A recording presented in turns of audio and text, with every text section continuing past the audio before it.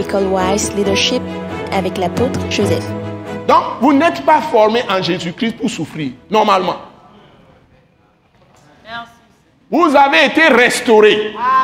C'est-à-dire, Dieu vous rétablit dans votre premier état. Amen. Votre position initiale. Amen. De roi pour régner dans la vie avec Christ.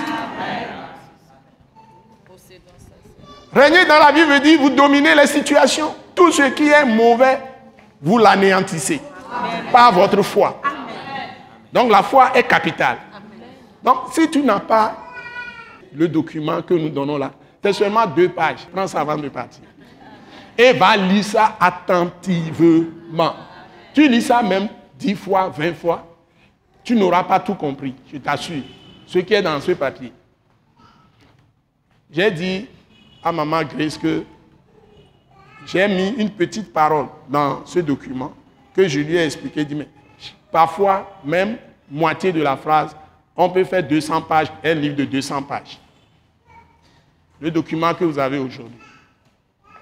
Donc, n'hésitez pas de l'acheter. N'oubliez pas de prendre le document. Vous allez lire ça attentivement. Vous méditez sérieusement ça. Chaque parole est une bombe pour détruire l'esprit du mal dans tous les domaines de vos vies. Amen. Parce que Dieu a révélé les mystères. Et c'est ce que nous enseignons à l'école Wise Leadership.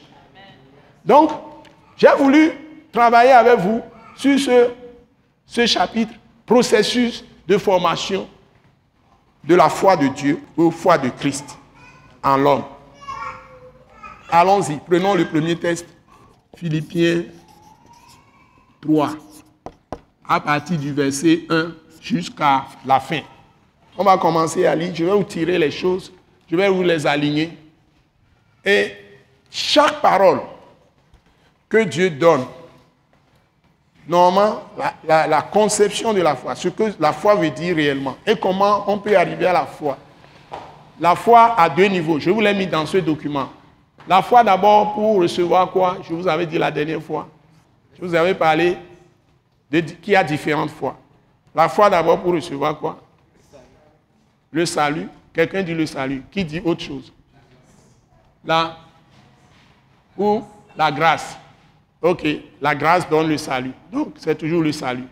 C'est l'objectif majeur. Tu as la foi de Dieu ou la foi de Christ. Tu reçois le salut. Et ce n'est pas la grâce. C'est-à-dire la mort de Jésus sur la croix. Dieu qui t'a fait faveur imméritée en se livrant lui-même au châtiment qui te délivre du péché et qui t'obtient le pardon de tous tes péchés, effacement même des péchés. Et Dieu ne va plus s'en souvenir. Et une fois que tu es pardonné totalement, lui-même te met en Christ, c'est-à-dire te met en lui-même. Mais il entre en toi d'abord et te met en lui-même. Tout ça, c'est lui qui le fait. Et c'est lui qui te donne la parole qui te permet de le savoir, que Christ est mort pour tes péchés. Il a prédit par les anciens prophètes et il est venu l'accomplir par Jésus lui-même. Donc, il est venu l'accomplir. Il a déjà accompli. Ce n'est pas à venir. Donc, le jour où tu reçois Jésus, mon bien-aimé, ou ma bien-aimée, on va te dire, maintenant, tu dois faire ceci, tu vas faire cela, avant d'avoir la puissance. Et c'est là où on te met sous le joug de la loi. Et ta misère commence maintenant. Généralement, c'est comme ça dans les églises. Vous devenez légaliste. Et la Bible dit, tous ceux qui se mettent sous la loi, c'est-à-dire ils veulent accomplir les commandements, en s'efforçant par leur propre chair à faire les choses pour plaire à Dieu, ils sont sous la malédiction. Ça veut dire qu'ils ouvrent maintenant par la loi des portes sur votre vie à Satan. Et le diable commence à travailler. Et vous ne savez pas que vous-même, vous mettez dans sa cage en retournant à la loi. Et quand on prend, en tant que chrétien dans l'église, quand on prend une parole de l'Ancien Testament, les psaumes, les proverbes, on prend Ecclésiaste, on prend, je ne sais pas, on prend Exode, on prend les nombres, Deutéronome, on utilise toutes ces paroles, les paroles des prophètes, Isaïe et autres, tout ce qu'on voit, on dit que voilà, ça s'applique à moi. On ne sait pas qu'il y a beaucoup de paroles qui sont des paroles même où il y a des jugements dedans. Et puis on les proclame sur sa vie.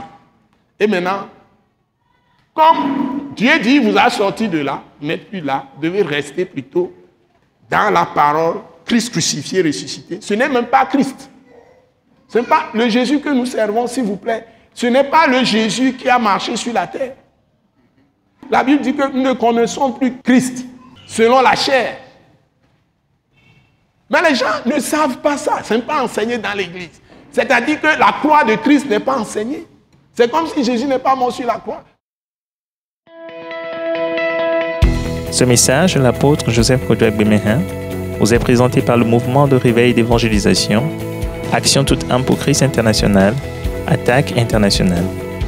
Pour plus d'informations et pour écouter d'autres puissants messages, merci de nous contacter au numéro indicatif 228 90 04 46 70 ou de visiter le site web atacinternational.org.